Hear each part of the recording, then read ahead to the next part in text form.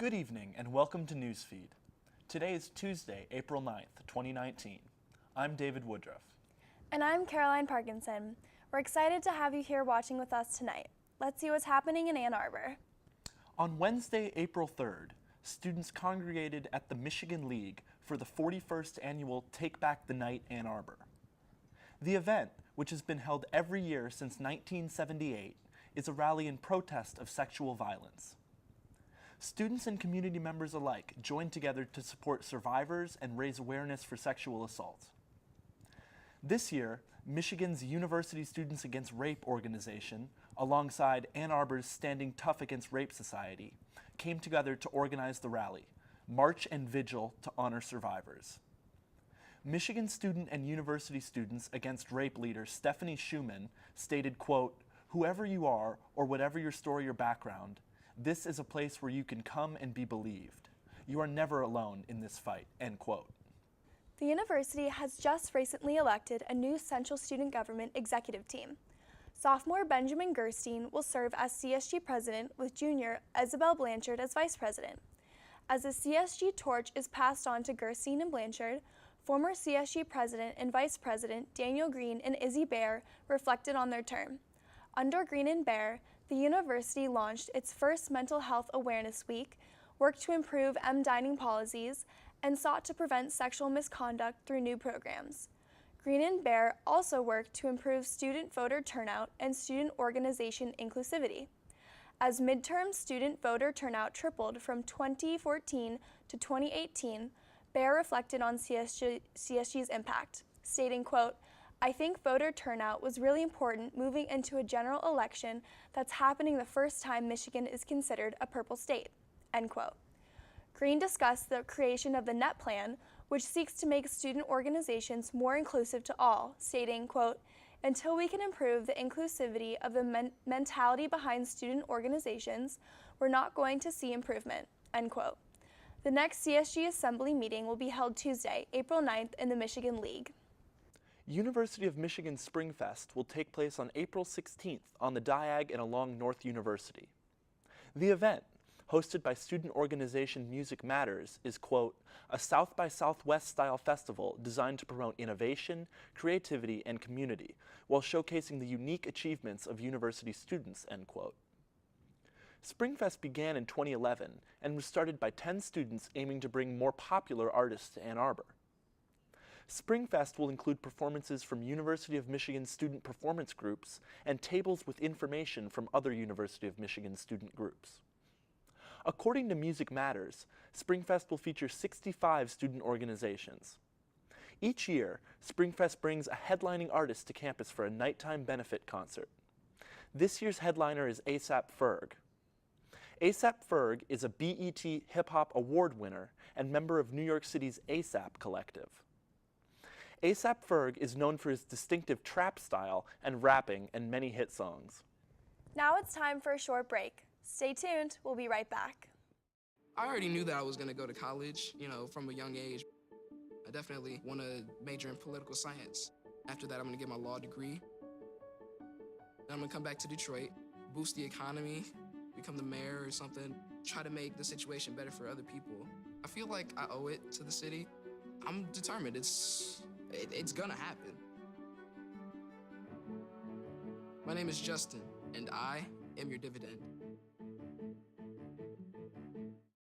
I'm Jenny Garth, and as a mother of 3, I know kids worry about a lot of things. Getting enough food to eat shouldn't be one of them. But here in America, that is a real worry for 1 in 5 children. This is unacceptable, and something Feeding America is working to solve. Through a nationwide network of food banks, Feeding America serves virtually every community in the United States, including yours. See how you can help your community. Visit feedingamerica.org. Together, we can solve hunger. Together, we're Feeding America.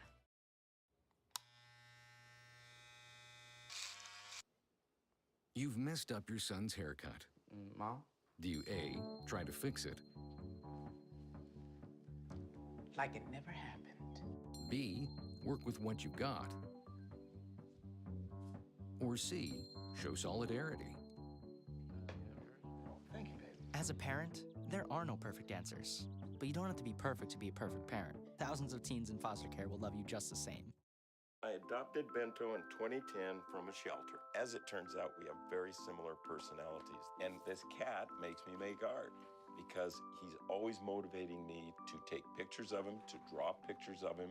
He just is motivating artistically. It's just that simple.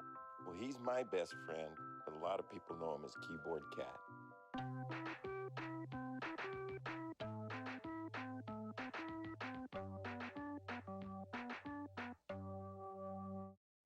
Welcome back to the show. You're watching Newsfeed. Let's get back into our local news. Central Student Government hosted its first Diversity Summit on Saturday, April 6th. This year's theme was Bridging Gaps, a summit on identities. The free day-long event consisted of a mixture of speakers and interactive workshops. Speakers at the event included University of Michigan Vice President E. Royster Harper. According to the CSG Facebook page, workshops included, quote, race on our campus, religion and health, bias and freedoms, and social inequality, end quote. This event is part of the CSG's Narratives, Equity, and Inclusion, or NET, initiative, which was created to help student organizations with inclusivity. The CSG website says that the NET initiative was created because, quote, student organizations are the foundation of our university, and peer-to-peer interactions help make or break the experience of the individuals here at the university, end quote. CSG says that the NET plan will, quote, explore demographics, climate of organizations, or next step plans to help student organizations live up to their fullest, end quote. On Saturday, Texas Tech knocked off Michigan State at US Bank Stadium in Minneapolis, Minnesota, 61-51. As was the case throughout the tournament, the Red Raiders rode a strong defensive effort to victory, forcing the potent Spartans offense to just 31% shooting from the field and an abysmal 29% from beyond the three-point line. Air Force transfer Matt Mooney carried the load offensively, scoring 22 points, his highest output of the tournament, while superstar Jarrett Culver added 10 points and 5 rebounds. Michigan State's offense was never able to get going, and they finished the game with only 6 assists as a team, well below their season average. Meanwhile, Virginia overcame their tournament woes of years past, defeating Auburn 63-62 in a thrilling game which came down to the wire late. Unfortunately, the officiating stole the show. A missed double dribble call set up a last-ditch three-point shot by senior Kyle Guy. As he rose to shoot, he was nudged by Auburn's Samir Dowdy, leading to 3 free throws, which he promptly sank to give the Cavaliers a lead they would never let up. When Virginia and Texas Tech lock horns in the championship game, it will be both of the program's first time playing in the Big Dance, and it is sure to be a defensive battle, as both rate among the nation's top defenses. This past Sunday was the annual Mock Rock Competition, a talent competition for all student athletes put on by the Student Athlete Advisory Committee, or SAAC, to raise money for a beneficiary. From dances to full-blown skits, student athletes are able to showcase their talents outside of their sports while also raising money for a good cause.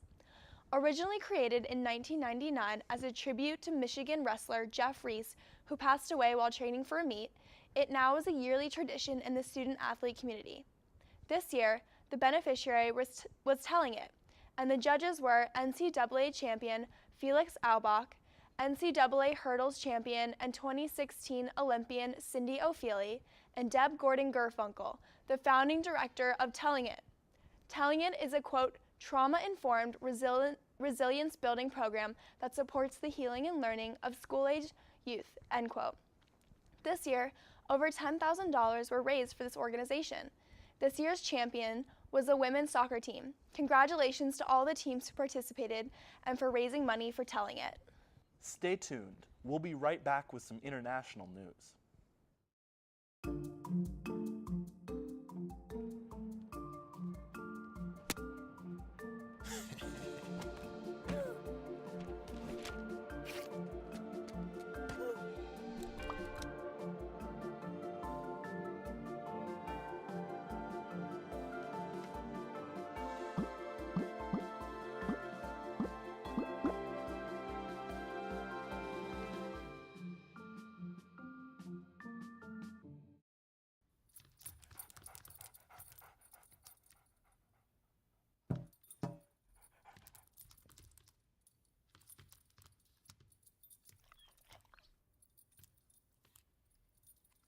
There's a shelter pet who wants to meet you.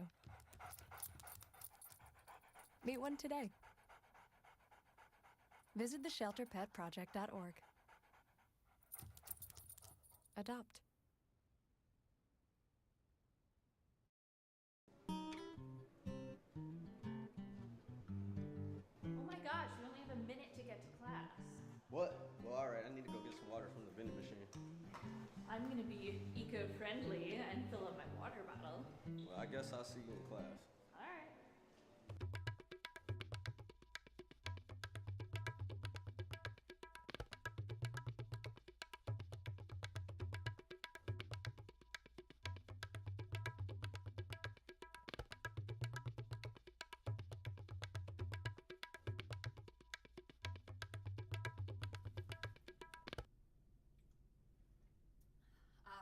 So fresh. Ah, come on, I just need to get to class.